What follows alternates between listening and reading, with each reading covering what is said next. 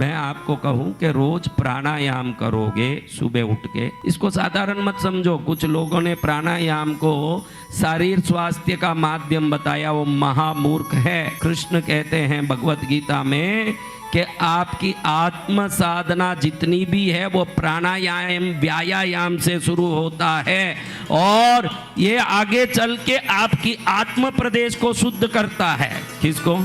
आत्म प्रदेश। हाँ, आपको बलवान होना है। देखो कितनी ऊर्जा यहाँ भरी है। व्यक्ति जितना पकड़ सकने की शक्ति रखता है उतना पकड़ता है। हर एक समान रूप से नहीं पकड़ पाता। शक्तिपात करो, सबको समान अनुभव नहीं होता। किसी को भगवान का दर्शन होता है जब मैं शक्तिपात करूं, किसको रंगों का दर्शन होता है, किसी को आवाज सुनता है। सबको समान क्यों नहीं होता अनुभव? इसलिए नहीं होता कि समान शक्ति नहीं है। क्या नहीं है? समान शक्ति। और आज इसमें बैठे हुए में कितने लोग निरंतर रोज सुबह उठते ही प्राणायाम करते हैं? हाँ, 2 3 लोग, 4 लोग कर रहे। कितने? सैकड़ों लोगों में 4 लोग प्राणायाम करते हैं। कितने लोग 3 टाइम खाते हैं? सब खाते हैं। तो ये खाने के लिए हमारा जीवन ऐसे आपने व्यवस्थित समझ लिया है कि भाई मैं खा खा के पड़े रहने के लिए जन्मा हूं। आपका अपना कोई कर्तव्य तो होगा। धन उपार्जन परिवार चलाने के लिए है, रिश्तों की व्यवस्था दुनिया में रहने के लिए है। लेकिन ताकतवान बनोगे तभी दुनिया में कहीं अमर होगे, नहीं तो आपके देखो भाई, आप में किसी को पूछो आपके दादा का नाम क्या, कोई नहीं बता सकेगा। आप अपने दादा के दादा का नाम नहीं बता सके तो आपके पोते का पोता आपका नाम क्या बता सकेगा। लेकिन हम कृष्ण का नाम, अर्जुन का नाम, राम का नाम, गांधी का नाम आज भी ले रहे हैं, जो कभी के मर चुके हैं। इसका कारण वो मरने के बाद जीने की व्यवस्था करके गए हैं। वो मरने के बाद भी जी रहे हैं। कुत्तों की तरह मरोगे, क्योंकि मरने के बाद किसी कुत्ते को कोई याद करने वाला है, आपको भी कोई याद नहीं करेगा। तो वो क्या मनुष्य जीवन है? मनुष्य जीवन वो है जिसमें 7 पीढ़ी बाद भी कोई बोले कि मेरे ही बाप पेतड़ सा था, मेरा ही परदादा धन्ना शाह था, मेरा ही परदादा भामाशाह था। वैसे कुछ हो तो मजा है। कैसे बोले कि 7 पीढ़ी पहले जो हुए भामाशाह मेरे दादा के दादा के दादा हैं। आपका नाम ऐसे लिया जाना हो तो वो जिंदगी व्यवस्थित होना। सुबह उठते ही प्राणायाम करना, व्यायाम करना। प्राणायाम व्यायाम दोनों मूलाधार से सहस्रार तक के कचरों को बाहर निकालता है। चक्र शुद्ध होगा तो आभा मंडल शुद्ध होगा, आभा मंडल शुद्ध होगा तो समृद्धि और सुख को खींचने की ताकत आएगी, भूत भविष्य को जानने की अंदर शक्ति आ जाएगी। भले ही आवाज कुछ ना आए, आपका मन कहेगा कि कल कुछ होने वाला है, आपका मन कहेगा कि कल कुछ शुभ होने वाला, अशुभ होने वाला है। वो सब हमको भी मालूम पड़ता। कोई अंटार्कटिक से उड़ने वाली पक्षी को ही नहीं मालूम पड़ता, वो हमको भी मालूम पड़ता है। लेकिन हमने अपनी गंदगियों से उसको रोक के रखा हुआ है। क्या कर लिया है? किसी एक को भी इसमें भूत भविष्य मालूम नहीं पड़ता। वो सोचता है कि भूत भविष्य गुरुदेव और ज्योतिषों का काम है। गुरुदेव और ज्योतिषों का नहीं, हर मनुष्य में वो ताकत है कि वो अपने अवचेतन मन से ये समझ लें कि मेरे साथ क्या होने वाला है। बोलूं तो भी आश्चर्य लगे आपके, ऐसा थोड़ी होता है। क्योंकि इतनी जिंदगी खराब हो गई हमारी कि हम अतीन्द्रिय शक्तिमान है, ये बोले तो भी मान लो मन तैयार नहीं हो। इतने नीचे गिर गई मानव समाज, कितनी नीचे। तो बोले तो काम नहीं आए। प्राकृतिक जीवन से कितने ऊपर हम उठ गए। देखो कहाँ प्राकृतिक जीवन, हाँ कहाँ हम गर्द में पड़े हैं। हाँ, क्या प्राकृतिक जीवन है?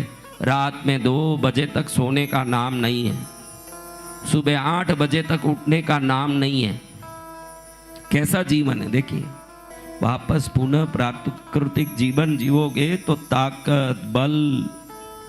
आज की भारत को सोने की चिड़िया बोलते हैं कि पुरानी भारत को सोने की चिड़िया। अरे बारे होशियारों, आज तुमने कंप्यूटर बना ली, मोबाइल बना ली, सैटेलाइट बना ली, और वो जंगलियों के भारत को तुम सोने की चिड़िया कहते हो, क्योंकि वो तुम्हारे नजर में जंगली थे, उनके नजर में उनका जीवन सर्वोत्तम था, वो सोने की चिड़िया वाली भारत। सत्य वचन गुरुदेव। आज तुमने बहुत कुछ बना लिया, कोई नहीं कहे कि सोने की चिड़िया वाली भारत है। आज तुम वर्ल्ड बैंक से भीख मांगने वाली भारत है ये। हाँ, वर्ल्ड बैंक से भीख मांगने वाली भारत है। अब हमारे पास सब आधुनिक सुविधाएं हैं, वो योग्यता नहीं है, स्व सामर्थ्य नहीं है जो सक्षम बनने का, वो उस जमाने में था। वही जीवन जियोगे तो आप स्व सक्षम बनोगे, कहने का मतलब यही है। वो जीवन जियोगे, सुबह उठो जल्दी, टट्टी पेशाब किए, दातन किए, बैठ के थोड़ी देर प्राणायाम करो, वॉकिंग करो, व्यायाम, पौन घंटा इसमें लगाओ रोज। 1 साल में आप देखोगे कृष्णगिरी आओ ने, अब अनुभव बदल गया आपका। क्या हो गया? अनुभव बदल गया। हाँ, टेप रिकॉर्डर की कोई दोष नहीं। आप टेप रिकॉर्डर को बोलोगे कि क्या गाना सुना रहा है, टेप रिकॉर्डर बोलेगा जैसा कैसेट मेरे में घुसता मैं वो गाना सुनाता हूँ, मेरे में कुछ नहीं है। कृष्णगिरी टेप रिकॉर्डर है, जैसे जैसे कैसेटें घुसती है वो वैसा गाना सुनाता है। आप ऐसा कैसेट बनो कि आपको भी सुनने में अच्छा लगे ना, दुनिया भी सुने तो अच्छा लगे, वैसे बनो। जय जय गुरुदेव। इसमें कैसेट का क्या, वो टेप रिकॉर्ड का क्या दोष है? उसमें कौन सा कैसेट डालोगे भाई? टेप रिकॉर्ड में आपने एक भाषण डाला, अब क्या सुनोगे? गाना डाला, क्या सुनोगे?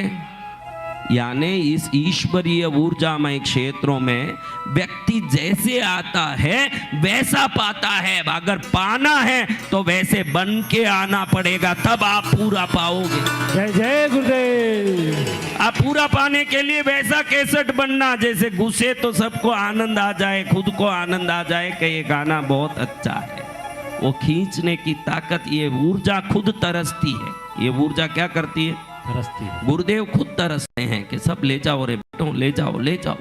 गुरुदेव खुद तरसते हैं, लेकिन जिसकी मुट्ठी ही छोटी हो वो क्या ले जाएगा? अगली बार आओ तो प्राणायाम से, ध्यान से, व्यायाम से इतनी अपनी मुट्ठी बढ़ा करके आओ, हथेली बढ़ा करके आओ, हथेली में झोली आ जाए।